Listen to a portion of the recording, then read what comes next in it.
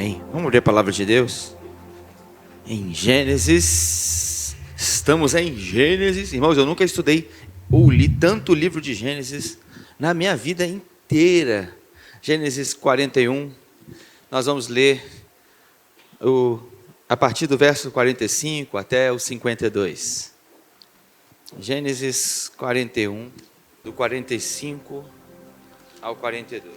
Diz o seguinte: Faraó deu a José o nome de Zafenate-Paneia, e lhe deu por mulher Asenate, filha de Potífera, sacerdote do deus On. Depois José foi inspecionar toda a terra do Egito. José tinha 30 anos de idade quando começou a servir ao Faraó, rei do Egito, e ele se ausentou da presença do Faraó para percorrer todo o Egito. E durante os 7 anos de fartura, a terra teve grande produção. José recolheu todo o excedente dos 7 anos de fartura do Egito e os armazenou nas cidades. Em cada cidade, ele armazenava o trigo colhido nas lavouras das redondezas. Assim, José estocou muito trigo como a areia do mar. Tal era a quantidade que ele parou de anotar, porque ia além de toda a medida. Antes dos anos de fome, Asenate, filha de Potífera, sacerdote de On, deu a José 2 filhos. Ao primeiro José deu o nome de Manassés, dizendo: Deus me fez esquecer todo o meu sofrimento e toda a casa de meu pai. O segundo filho chamou de Efraim, dizendo: Deus me fez prosperar na terra onde tenho sofrido. Vamos orar? Nos dê a sua palavra, Pai, agora, em nome de Jesus, é o que pedimos e precisamos. Amém. Irmãos, a gente está nessa série, o lado oculto dos personagens bíblicos, mergulhando só naquelas partes da história deles, que não são aquelas que talvez eles sentiriam mais orgulho. Mas esse é o grande segredo dos homens da Bíblia. Todos eles falharam em alguma área, em algum momento. E isso mostra que Deus não escolhe as pessoas baseado nas suas capacidades e potenciais. E também não escolhe no quão perfeitinho ele é. Às vezes eu acho até que ele escolhe o quão complicado ele é. Mas não tanto pelo quão perfeito. E eu pensava que José era esse cara meio perfeito, meio digno assim, sabe, de ser usado por Deus mais que os outros. Mas imagina que você sai da sua terra e da sua parentela, você nunca mais volta para a sua casa de origem. E você muda de cidade, muda de estado, muda de país, faz uma faculdade em Niterói, não é verdade? Niterói é esse lugar que o povo vem para cá, não importa de onde seja, né? Até estrangeiros tem aqui, que se mudaram para tentar, para cursar algo, crescer profissionalmente. E aí, você faz a sua faculdade, a sua pós-graduação, conhece alguém que não sabe do seu histórico antigo, que é melhor ainda, não é verdade? Que você talvez se envergonhe ou não quer que a pessoa saiba, porque não foi bom. Aí você está vivendo essa vida nova, posta fotos sorrindo na sua viagem, e ninguém mais da sua família antiga ouve sobre você. Nem a sua mãe, nem talvez um primo, um tio que te machucou, nem aquele pastor da igreja que feriu a sua fé. E aí você fala: tá tudo bem, agora eu estou vivendo vida nova, estou prosperando. E você chama o nome disso de Deus me restaurou. Aquela coisa ruim toda lá da minha cidade, do meu passado, diabo que eu carrego todo mundo, não é verdade? E Deus agora me restaurou, eu sou nova pessoa. Eu sou a minha melhor versão agora. Quanta gente acreditando que chegou na sua melhor versão, mas quando você para pensar, na verdade você acha que esqueceu. Às vezes a gente jura até que perdoou aquelas pessoas maléficas, e a gente gosta muito dessa versão nova, mais próspera, casada, ou vivendo algo melhor do que viveu no passado. Mas a pergunta que a história de José faz para a gente hoje é: você esqueceu ou você apenas anestesiou? Porque entre o esquecimento que cura e o esquecimento da fuga, existe uma grande diferença. E às vezes é uma diferença, uma fronteira invisível, que a gente acha que está curado, mas na verdade a gente só está fugindo. E hoje a história de José é a história de um homem que por 20 anos deixou escondidas as suas feridas, ao ponto que ele acreditou que estava completamente esquecido do passado. Esquecendo-me das coisas que para trás ficam, prossigo para o alvo. Talvez seria uma boa frase que José acreditava, porque esse homem quase perfeito que ignorou a mulher de Potifar, evitou a mulher, resistiu à mulher de Potifar, esse homem que interpretou os sonhos do copeiro e do padeiro, esse homem que interpretou o sonho do faraó, que se tornou o homem sábio o suficiente para mudar e salvar a história do mundo inteiro da sua época, através do governo do Egito. Esse homem que perdoou os irmãos tem uma parte da sua história que ninguém, nem eu, prega por aí. Mas hoje eu quero falar desse homem que viveu uma vida inteira de poder absoluto no Egito e nenhuma vez em 20 anos mandou notícia para o pai velho que pensava que ele tinha morrido.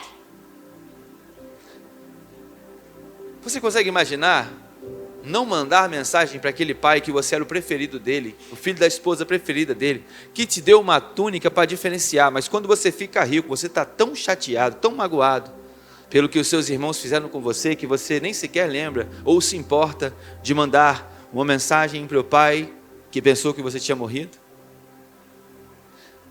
Então hoje a gente vai ver o lado oculto desse homem que fez com que o esquecimento dele parecesse graça de Deus, mas era apenas uma dor administrada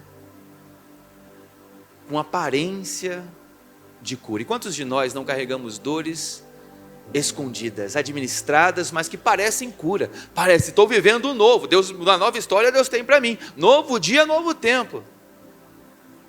E a gente inventa aquilo que José inventou, uma reinvenção da nossa vida elegante. E eu quero falar sobre a reinvenção elegante de José. Vamos pensar na linha do tempo. José foi vendido pelos irmãos aos 17 anos. E até ele acontecer o que aconteceu, dele ser vendido para Potifar, dele fugir da esposa, né, dele, ser preso injustamente, passado pela prisão, até se tornar o governador do Egito, passaram-se 13 anos. E os primeiros 7 anos, ele se tornou, a partir do primeiro ano, o governador do Egito. Então a gente está falando que aqui José está com 37 anos. Saiu com 17, viveu 13 no perrengue, e mais 7, ele assume o subgoverno do Egito. Então, 20 anos... E desses 20 anos, 7 ele era o governador do Egito, e ele não mandou um camelo com uma mensagem. Uma viagem de camelo, pela estimativa, daria mais ou menos 3 semanas para chegar na terra do seu pai. Nem é tanto assim, sabe? Não para aquela época onde as viagens não tinham, né, os tipos de transporte que temos. 3 semanas era mole. Estava fácil, se fosse cavalo era mais rápido ainda. Mas nem uma viagenzinha dizendo, pai, eu estou vivo. Ele não mandou nenhuma vez. O texto nem sequer menciona isso. O que menciona é que quando o pai dele descobre, se assusta, porque não sabia realmente. Então, depois que ele é elevado, o que acontece, em vez dele tentar retornar ao seu seio familiar, ou pelo menos o contato com o seu pai, o que acontece é que ele ganha 3 presentes do faraó. O primeiro presente é um nome novo. Pastor, por que o nome é um presente? Porque agora José, que era só o Zé não pode governar o Egito, não é verdade? Tem que ser o José, nem o José podia. Ele ganhou o nome do faraó Zafenate Paneia, para quando ele chegasse, tem um nome forte, imponente, por exemplo, Zafenate Paneia, que isso? Cuidado com esse homem. E aonde ele chegava, esse nome egípcio era um sinal de empoderamento, de inserção dele na cultura, para que em lugar nenhum ele fosse reconhecido como um não egípcio, para que pudesse ser respeitado pelas maiores autoridades. O faraó disse: fora eu, você tem autoridade sobre todas as pessoas aqui. Então ele se torna Zafenate Paneia, o primeiro presente que ele recebe do faraó. O segundo presente é uma esposa. Ele casa com Azenate. Zafenate casa com Azenate e monta uma dupla sertaneja, né? Tô brincando, deixa eu falar. Ele toma o primeiro avião com ela, com destino a... Deixa pra lá. Isso aí você não tem gente nem idade para essa piada, né? Então ele casa com Azenate, filha de Potífera. Potífera era o sacerdote da cidade. Que cidade? On. O que é On? On é a cidade aonde acontece o culto a Ra. Ra é o deus sol egípcio, é uma das principais, se não a principal entidade espiritual do Egito.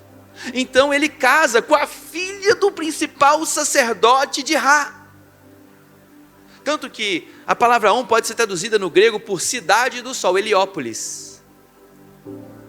Então ali era a cidade do sol, o centro do culto egípcio a Ra. E ele casou com quem? Com o principal sacerdote, José, o homem que Deus usou para interpretações. De repente ele está tolerando se casar com a mulher do sacerdote. E ele casar, tudo bem, porque casar, casou, mas ele nem negociou. Podia ser que nem Daniel na Babilônia: até aqui eu vou, até aqui pode me matar. Me manda para a cova, me manda para a fornalha. Nada disso, ele aceitou de boa, nem questionou, nem negociou teologicamente. O terceiro presente que ele ganhou foi uma casa, ali em On. E esses três presentes, eles mexem profundamente com a identidade de José. Ele não é mais um hebreu que mora no Egito. Ele é um egípcio que tem ascendência hebraica. A identidade de José é completamente transformada, e isso vai ficando evidente pelo texto. Quando a gente vê, ele tem uma identidade nova, um endereço novo, aos 30 anos ele está completamente integrado, porque a gente vai perceber que aqui ele viveu uma reinvenção. Só que quem aqui sabe que nem toda reinvenção é uma restauração de identidade? É só uma reinvenção, e às vezes é tudo que nos atrapalha a sermos restaurados na identidade, vira só uma embalagem nova para uma dor antiga. Então o que acontece nesses 20 anos que ele não mandou notícia e na verdade se integra com muita facilidade na cultura egípcia? Ele já está se sentindo um egípcio. Ele começa a ter filhos com Azenate. Então Azenate dá o primeiro filho a ele. Qual é o nome do primeiro filho? Manassés. O que significa Manassés? Aquele que faz esquecer. É um particípio causativo, que é uma forma verbal do hebraico. Literalmente, aquele que faz esquecer. E ele nomeia isso. Quando ele tem o filho, ele fala assim: eu vou chamar de Manassés porque Deus me fez esquecer. O filho dele significa Deus me faz esquecer. E ele diz: esquecer do quê? Ele escreve no texto, a gente leu. Fala: esquecer da casa de meu pai e do sofrimento que passei no Egito. Ele está se reconciliando com o Egito e está dizendo: eu não pertenço mais à casa do meu pai. A casa do meu pai eu esqueci. E ele está sendo abençoado por Deus, sim ou não? Porque eu quero te dizer uma coisa: existe uma grande diferença de você ser abençoado por Deus e você estar vivendo a promessa de Deus. A bênção estava sobre ele, mas ele se distanciou da promessa. Porque a promessa foi dada a ele de forma familiar. É a promessa a Abraão, Isaque e Jacó. Então José está vivendo a bênção, mas se distanciando da promessa, se distanciando da aliança, se distanciando do pacto.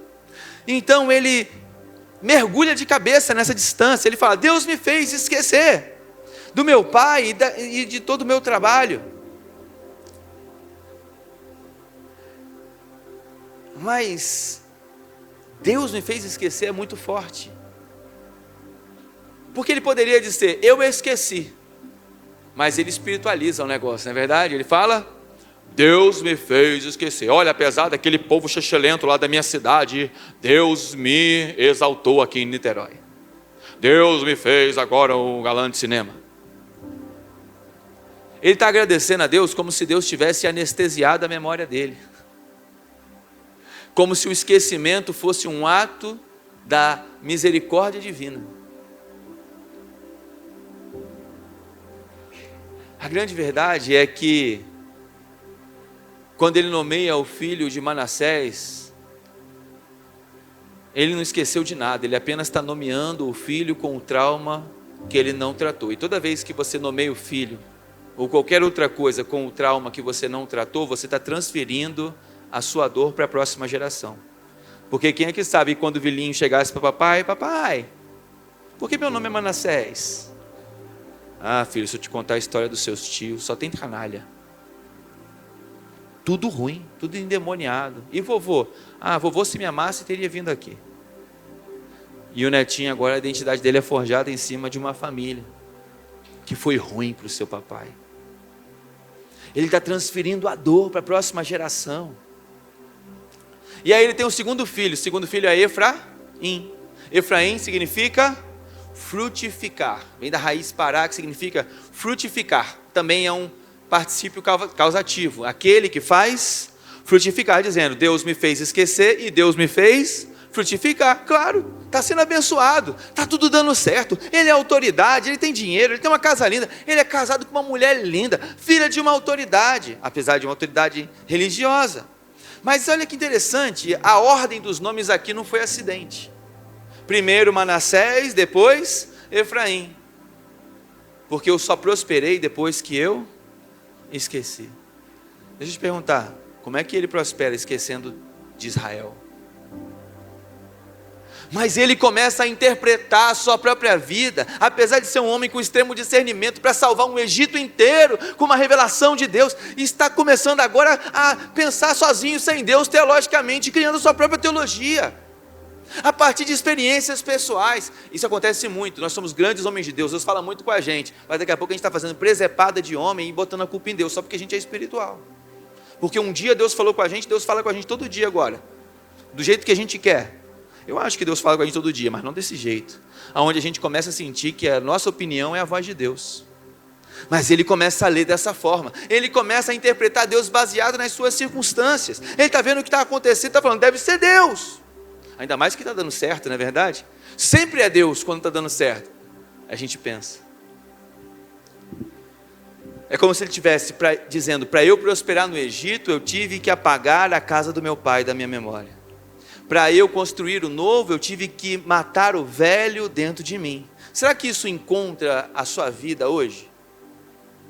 Será que muitas mães sentadas nesse salão aqui não batizaram seu filho de Manassés? Ou a sua profissão é Manassés? Ou o seu casamento não é Manassés? Para dizer alguma coisa acerca do passado que na verdade você não tratou? Eu vou chamar meu filho de Vitor, para dizer que eu venci. Victor, vitorioso. Nada contra o Vitor, tá bom, gente? Eu vou chamar meu filho do nome de uma avó, para irritar a outra avó, que eu quero dar um recado para ela. Eu quero que meu filho faça faculdade de medicina ou engenharia na federal, para esfregar na cara daquele tio que se acha o ricão da família.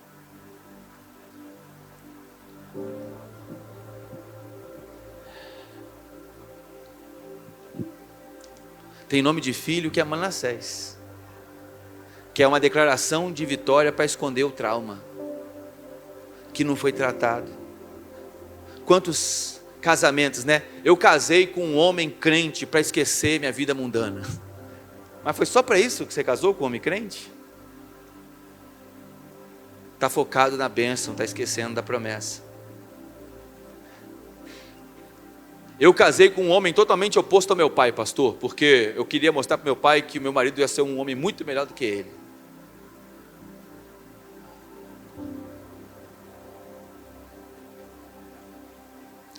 Ou então a profissão é Manassés, a casa é Manassés, o carro é Manassés, coisas que a gente vai adquirindo como uma declaração. Eu esqueci, olha, veja como eu esqueci. Para sair no senso de superioridade. Outro dia eu estava vendo um vídeo de uma moça no Instagram. Pensa uma mulher que estava bonita, bem arrumada, numa casa bonita. E aí ela escreveu assim: essa sou eu. É isso que o divórcio faz com uma mulher. Dizendo assim: agora eu me cuido, agora eu cuido da minha saúde, eu me tornei uma mulher muito melhor quando me livrei daquele traste.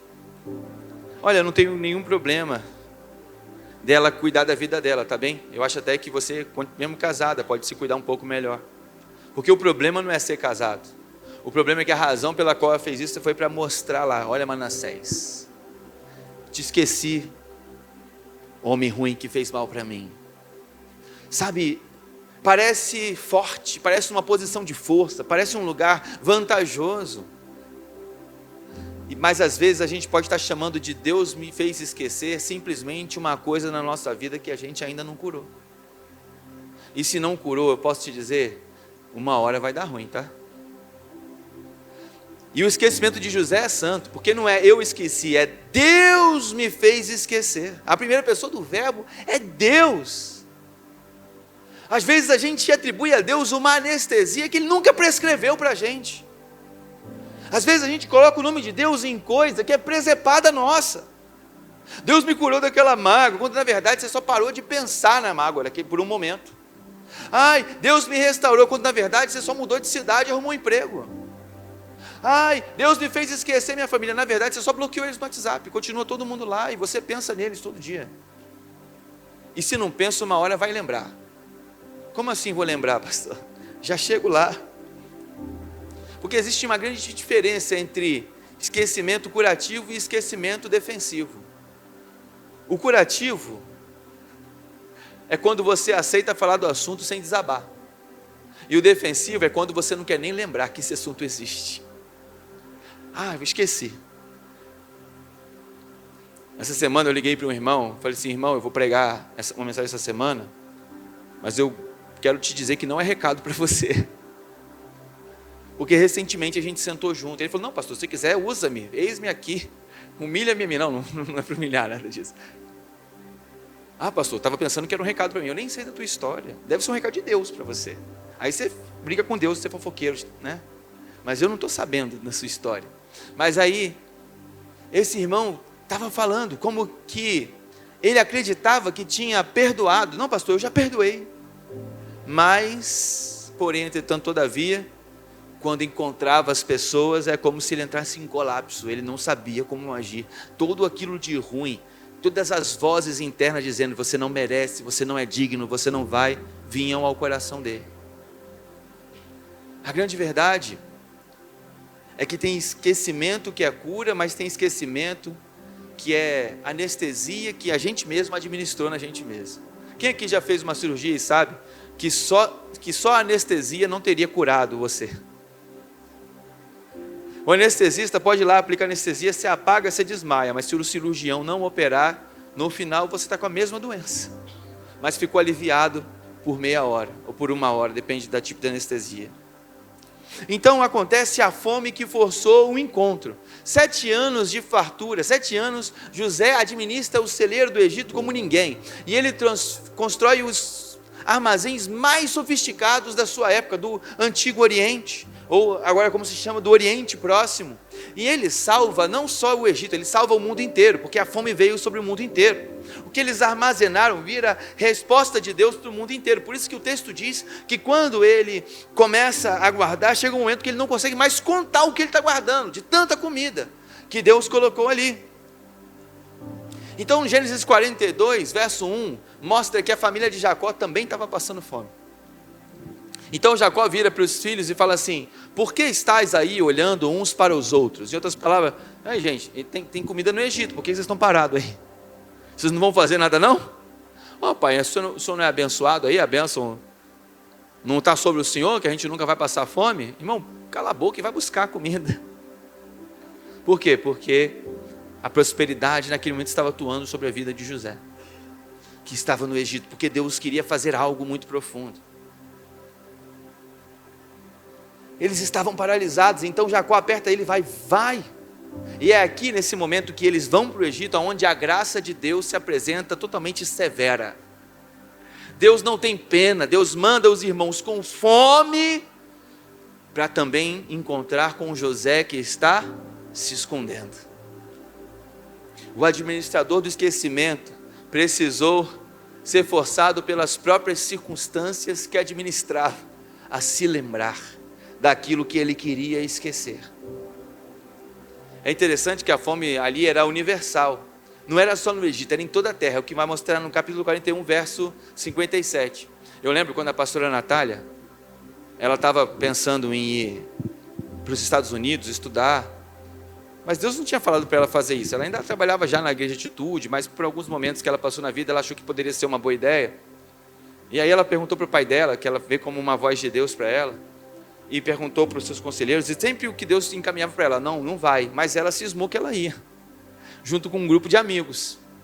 E aí, só que aí foi o Covid, fechou o espaço aéreo, e no dia exatamente que ela ia pegar o voo, se não me engano. E aí ela fica contando a piada, que Deus ama tanto ela, que fez o espaço aéreo fechar por causa dela. É José aqui também, não é verdade? Eu brinco com ela, é muita autoestima, né? É muita autoestima espiritual dessa menina, não é verdade? Olha, Deus fechou o espaço aéreo só para eu cumprir meu propósito aqui em Niterói. Com certeza. Quem sou eu para dizer que não é verdade? E se é, e a gente vai blasfemar? Não é verdade? Na experiência pessoal dela foi. E aqui acontece uma coisa parecida com José. Deus manda uma fome continental para José encontrar os irmãos. E aí? Pelo menos é o que o texto parece mostrar. Canaã era longe, e também começou a sofrer, e até que descer então todo mundo para o Egito, para o único distribuidor de comida, José. Quando Deus precisa fazer uma fome acontecer, para você forçar um reencontro com alguém, é porque a sua fome, a sua riqueza virou esconderijo. Então Deus faz exatamente isso, encontra José escondido na sua prosperidade. Mas é bonito porque aqui Deus não está punindo José, pelo contrário, aqui Deus estava completando José.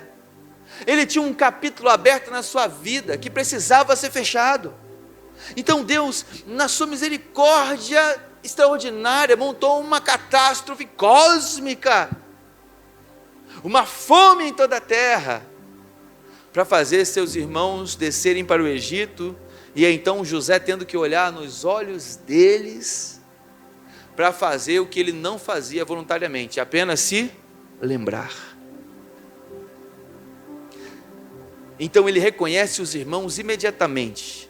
Gênesis 42, 7 vai dizer, vendo José seus irmãos, porém fez-se estranho com eles, e falou com eles asperamente. Olha o curado aí, ó. Olha o homem curado, reconheceu na hora, aquele desgramado, esses incircuncisos, reconheceu na hora, depois de 20 anos, assim, vai dizer, ele é um bom fisionomista, né? Se aparecer uma pessoa de 20 anos atrás, irmão, eu vou olhar para a cara dela assim, tudo bom? Lembra de mim? De quando mesmo? Quando que a gente se conheceu? Acontece às vezes, porque acontece com você também, né? Mas vai que ele é uma pessoa com memória melhor do que a minha. Um pastor não deveria ter memória ruim para essas coisas, não é verdade? Vocês me perdoam já de antecipado, né? Mas vai que ele é um fisionomista, e ele olha, ele percebe todo mundo, tudo bem, poderia ser considerado curado, mas daí a falar, lembrar e falar asperamente com eles, assim, quem esqueceu não reconhece na hora, e quem reconhece na hora é que nunca esqueceu, mas se lembrou da fisionomia, por que então o teatro emocional? capítulo 42 ao 44 é uma grande celeuma de José com os irmãos dele, sem saberem que era irmão. Ele testa os irmãos, ele acusa de espionagem, ele joga um na prisão enquanto Benjamim não vem, bota o cálice de prata na bolsa de Benjamim, manda ir atrás para eles voltarem, ameaça Benjamim ficar com ele como escravo, e os irmãos entrando em colapso. Ai papai, vai matar a gente perdeu José, agora vai perder Benjamim. E ele vai provocando, e ele vai fazendo, e tem duas leituras aqui que eu posso fazer com você. A primeira leitura é que José estava testando o arrependimento dos irmãos. Faz sentido? Faz. Porque ele quer saber se, ele quer confrontar, e ele quer saber se os irmãos pelo menos se arrependeram. E pelos comportamentos eles mostraram tristeza realmente por ter feito isso com ele, e não queriam nunca, estavam dispostos a sacrificar a própria vida para que não acontecesse com Benjamim também. Mas uma segunda leitura é que José fez tudo isso durante todo esse tempo. Lembra que eles foram em Canaã de novo, voltaram, e só para ir é 3 semanas de camelo, lembra? Então ele está fazendo isso também para ter tempo para que ele mesmo pudesse processar seus sentimentos, processando uma dor reprimida. E sabe qual é a verdade das duas? As duas são verdade. Ele está testando o caráter dos irmãos, e ele está ganhando tempo para saber, o que eu vou fazer? Quem sou eu? Até agora eu achei que eu nunca mais ia dar de cara com a minha família. De repente a minha família está aqui na minha frente. Mas eu sou Zafenate Paneia ou não sou? Quanto eu amo meu pai? É muito? Ele vai se redescobrindo, ele vai se reconectando a um monte de sentimento que ele apenas tinha tentado esquecer. Só que em Gênesis 45:1 vem a grande quebra. Então José não se podia conter diante de todos que estavam com ele, então clamou: fazei sair de mim a todos. E ninguém ficou com ele quando José se deu a conhecer os seus irmãos. A Bíblia vai dizer, quando ele diz, não podia se conter, é uma palavra interessante que significa que ele não conseguia mais represar, como se fosse um rio que vai transbordando, e de repente você fala, basta. É que nem Zaqueu olhando para Jesus em Lucas 19. Uma hora ele fala, basta, vou me livrar de todo o meu pecado. E é o basta de José. 20 anos represando, explodiram naquela sala fechada com os irmãos. E a Bíblia diz que logo em seguida ele levantou a sua voz com choro, e os egípcios ouviram, e o faraó ouviu, e José faz uma confissão para os irmãos. Qual é a confissão dele? Eu sou José. Parece só uma frase simples, não é verdade? Mas para quem tinha se tornado Zafenate Paneia, para quem estava celebrando a Deus porque esqueceu da sua família, eu sou José, é o maior marco de cura que ele podia experimentar na sua vida. É como se dizer, tá bom, eu não sou essa porcaria que eu achei que eu me tornei quando eu vim para cá. Eu sou José, eu sou filho de Raquel. Meu nome significa Deus ainda me dará outro, que é o canto de Raquel quando para em José, sonhando em ter ainda outro filho, Benjamim. Eu sou José. Quando ele diz eu sou José, é um demônio de dentro dele, chamado Zafenate Paneia. Estou brincando, hein, gente? A Bíblia não diz que Zafenate Paneia é nome de demônio, não, tá? É só uma forma de expressar. É que ele foi liberto naquele momento, entende? Eu sou José, e ele chora. E ele chora tão alto, o texto faz questão de dizer, ele chora tão alto que o faraó ouve, que os soldados ouvem, que todo mundo no palácio ouve. Ele não consegue segurar, ele não consegue represar, ele bota para fora todo o trauma acumulado. E aí sim ele começa a ser curado. Eu quero entrar com você, vou falar a frase que a irmã falou hoje, né? O tempero que tu vai levar para o teu almoço. Agora no caso é o tempero que tu vai levar para a tua janta. Ou as 3 coisas que você vai levar para o coração. A primeira coisa que eu quero te dizer, depois desse texto, dessa mensagem é: cuidado com o esquecimento que finge que é cura. Cuidado com a memória seletiva. Pergunte ao Espírito Santo essa semana: eu esqueci aquela mágoa ou eu só anestesiei? Espírito Santo, diante do Senhor, eu realmente perdoei aquelas pessoas?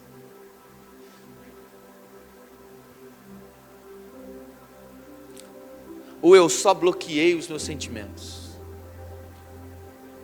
Eu fui restaurado verdadeiramente por Deus, ou eu apenas me reinventei para uma coisa de que eu estou achando que é a minha melhor versão, e na verdade eu nem comecei ainda, porque eu achei que a minha melhor versão era resultado empresarial, e a minha melhor versão é a cura que Deus quer fazer dentro de mim, da onde eu vou prosperar a partir da identidade que Deus me deu.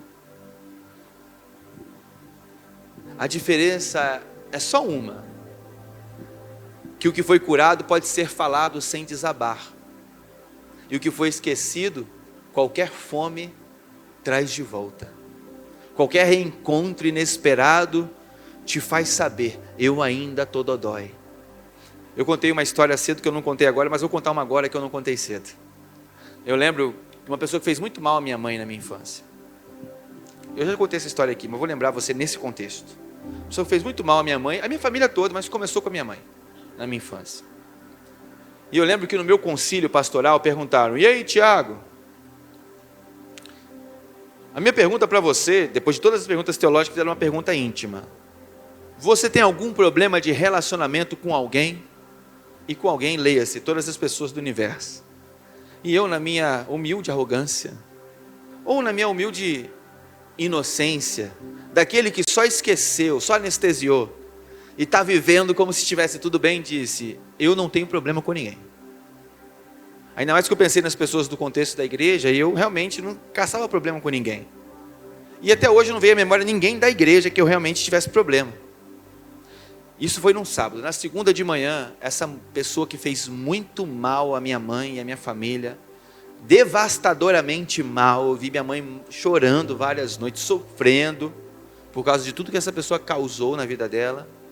Essa pessoa, depois de 15 anos, talvez 20, mandou uma mensagem: oi, pastor Tiago, tudo bem? Aqui é fulana de tal. Eu queria te fazer um convite para vir pregar na minha igreja. Eu não vou dizer as palavras que eu pensei na hora, que hoje eu sou o evangélico. Naquele dia também. Mas, irmão, eu senti um ódio daquela mulher. Eu falei: desgramada, tá me chamando para a igreja dela, cara de pau, cobra, víbora, bandida. Ai, tô leve. Não, você estava leve aquele dia que eu perdoei ela, aquele dia. Agora é só teatralmente falando. Naquele dia o Espírito Santo falou para mim assim: e aí, homem que não tem problema de relacionamento com ninguém, você vai pregar na igreja dela? E aí eu te conto na próxima mensagem se eu fui pregar ou não. No próximo vídeo. Dá like, compartilha. Que semana que vem eu conto a segunda parte. Não, eu não fui, mas foi porque ela mesma se embolou lá na agenda, eu não fui. Mas ali eu abri meu coração, perdoei. E estava super disposto a ir lá pregar, mas acabou que a própria conflitou a agenda, ela não me convidou mais. Acho que Deus só queria mesmo que ela viesse ali e me lembrar que não era cura, era dor anestesiada, com estética de cura. Era para me fazer saber que eu não fui totalmente sincero naquela pergunta que me fizeram. Segunda coisa, a primeira então é: não cuide com o esquecimento aquilo que só se resolve com perdão, né? Ou cuidado para não manter no seu coração a solução como se fosse o esquecimento, mas na verdade não é, desculpa, na verdade é algo que necessita ser tratado. Cuidado com o esquecimento que parece cura, pronto. Segunda coisa é: não nomeie nada na sua vida nova com o trauma da sua vida velha. Ou seja, não dê o nome de Manassés para nada na sua vida. Não chame o seu ministério de Manassés. Não chame o seu casamento, o seu filho de Manassés, a sua profissão. Não construa o novo com a negação do velho. Construa o novo com a redação do velho. Como assim, pastor? Apareceu um vídeo para mim semana passada no Instagram, uma postagem na verdade. Esses Instagram motivacionais assim, Código Vitorioso, o nome do Instagram. E aí ele falou assim, você sabia? Aí tem aqui, como se fosse revelar uma pesquisa científica inovadora, né? Aí você sabia que a cura do trauma, ela foi descoberta e ela é mais fácil do que você pensa? Aí eu cliquei, né? Vamos ver o que eles estão dizendo. Não é que eu acredito que é 100% verdade, mas vamos ver o que estão dizendo. E eu achei interessantíssimo. Ele falou, o pesquisador fulano de tal, ele descobriu que existe uma cura para o trauma. Aí você vai passando para chegar logo, né? Porque eles vão enrolando você também. Você vai passando e não chega nunca a informação. Até tem que perdoar essa postagem por causa disso. Estou brincando. E aí, ele fala assim, a forma como é curado é quando você escreve sobre o fato. E eu achei interessantíssimo. Mas a forma que ele colocou, parecia que todo mundo é curado desse jeito. E eu falei, caramba, então eu vou recomendar isso para todos os traumatizados que eu atender no gabinete. Pô, faz uma redação. E eu, inclusive, né? Faz uma redação. Por quê? E é verdade. Depois eu fui pesquisar de fato o que pesquisa era essa, o que ela dizia, quais eram os dados. E a grande verdade é que não é todas as pessoas que vão viver esse processo desse jeito, mas realmente esse processo ajuda a maioria das pessoas. De você fazer uma redação. Por quê? Quando você escreve, você não é mais a vítima, nem o personagem, você é o autor. E quando você é o autor, você olha para o seu problema numa perspectiva que você não via quando se via como vítima. E aí você começa a enxergar seus próprios erros também. Você começa a entender melhor o sentimento das próprias pessoas que te causaram aquilo. É bem profunda a pesquisa. Mas, em outras palavras, uma redação faz com que você se posicione de outra forma para ler o seu próprio fato. E isso vai fazendo conexões e sentido na sua mente, até que daqui a pouco aquilo não é mais uma ferida. Você aprende a olhar para aquilo de outra forma. E eu achei isso maravilhoso. Por isso eu quero trazer para você. Não construa o novo como negação do velho. Não aconteceu, vou me anestesiar, quero esquecer. Mas construa como redação. E enquanto escreve a sua redação, a misericórdia de Deus vai estar alcançando o seu coração também. E Deus vai estar dando nova vida para você, enquanto você expressa essa redação quase que como uma oração. Existe uma grande diferença entre prosperei porque esqueci e prosperei porque fui curado. Por último, permita a fome. Tem coisa que só vai sair debaixo do tapete quando vem a crise. Um outro irmão que eu conversei essa semana, ele falou, pastor, eu preciso fazer um gabinete essa semana. Eu falei, tá bom. Eu perguntei, por quê? Porque eu sou Jacó. A mensagem da semana passada. Eu falei, você é Jacó? Não, eu tenho que confessar algumas coisas aí, porque você falou que só com algumas coisas só com curadas quando a gente confessa. Eu falei, amém. Aí marcamos o dia, horário, ele veio aqui. Eu falei, e aí, Jacó? Ele, na verdade, a minha história, pastor, sempre achei que era parecida com José, mas depois da tua pregação eu achei que eu sou Jacó. Eu falei, você é Jacó ou você é José, cara? Ele, não, estou achando agora que é Jacó. Eu falei, mas deixa eu te contar uma coisa sobre José. Que eu estava estudando a semana toda. José na minha cabeça, estava tendo overdose de José, irmão. Zafinati paneiei aqui, ó. E aí eu falei, mas deixa eu falar um pouco sobre José. Aí comecei a mostrar as coisas que eu estou falando para você agora sobre José. E aí ele, cara, então eu sou José. Por que ele é José? E ele falou, pastor, pode contar tudo, até me falar meu nome, eu não vou falar o nome dele, tá? É João, tô brincando, né? Não, é outro nome. É outro discípulo. Opa, tô brincando. Só para deixar você querendo o próximo capítulo de novo, né? E aí eu conversando com esse irmão, ele falou, eu estou vivendo um dilema profissional muito grave. E eu sempre fui o cara que prosperou, faz tudo acontecer. Na minha empresa, as pessoas dependem muito de mim para acontecer.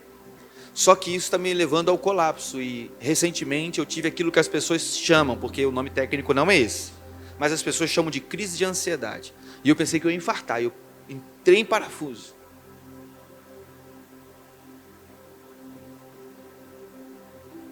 E aí ele voltou lá atrás, né? Nem fui eu que falei, vamos voltar lá atrás. Ele mesmo voltou lá atrás, numa situação familiar. E aí eu pensei, é quando a fome traz o colapso, que a gente entende a necessidade da restauração. E eu dei uma notícia boa para ele, falei, cara, provavelmente você vai entrar em mais colapso ainda, até você entender que chega. Tomara que você entenda, sem precisar entrar em colapso. Aí hoje ele estava num dos cultos da manhã, ele me procurou no final, falou, pastor, o senhor pregou o que faltava hoje. Não por essas palavras que eu falei agora, né? Mas você pregou o que faltava. Eu entendi. Eu vou viver isso e tal.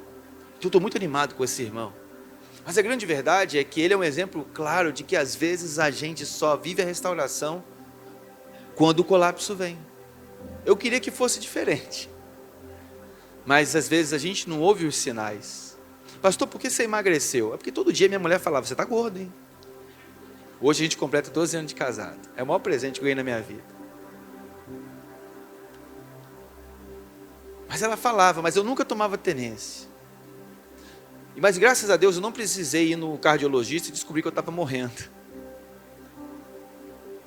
Alguma coisa atinou, eu fiquei olhando para os outros morrendo e falei, eu não vou chegar nesse lugar aí não. E consegui começar antes de eu estar morrendo. Glória a Deus, né? Mas quem é que sabe que se não fosse minha mulher falando todo dia, talvez eu ia esperar eu morrer para poder querer me cuidar. E eu ia esperar a fome vir, o colapso vir sobre a minha vida.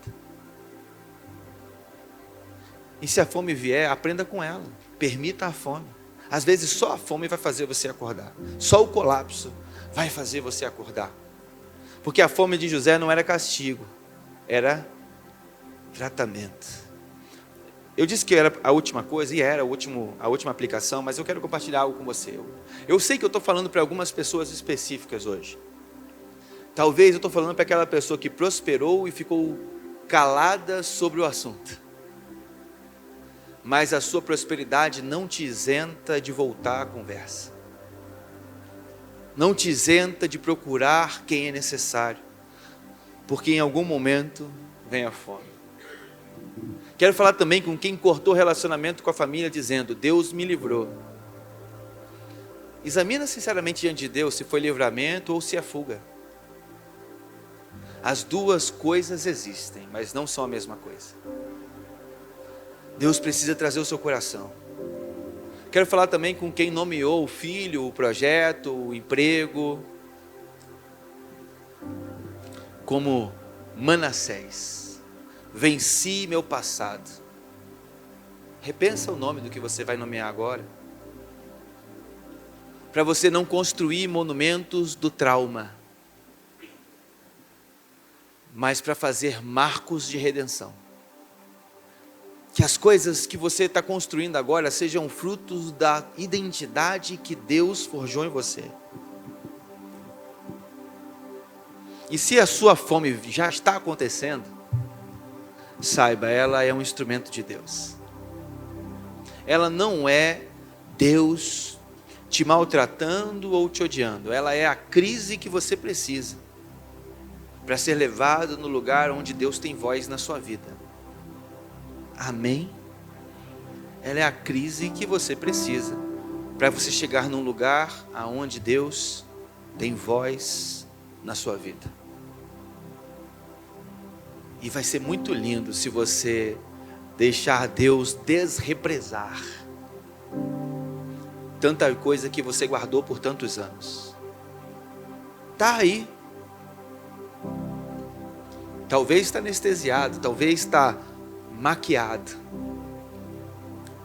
Mas eu creio em nome de Jesus. Hoje Deus começa algo realmente restaurador na sua vida. Um momento realmente novo.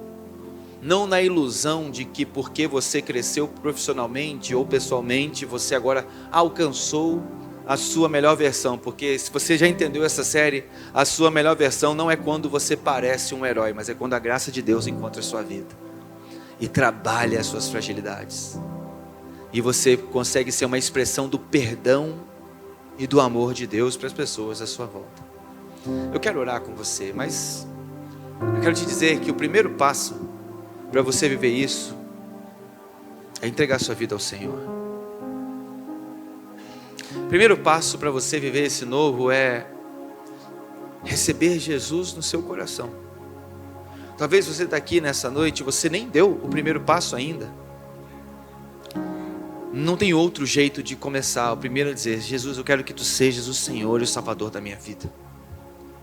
Então, se você entendeu essa mensagem e você quer que Deus faça o processo na sua vida, que Ele leve você a esse lugar de redenção, de cura, feche seus olhos, abaixe sua cabeça, ore comigo, repita no seu lugar dizendo assim: Senhor Jesus, me perdoa os pecados, restaura a minha vida, minha família, meu coração, minha história, meus sentimentos. Me dê o presente da salvação, me faz filho de Deus. Eu entrego a minha vida ao Senhor, eu me rendo, em nome de Jesus.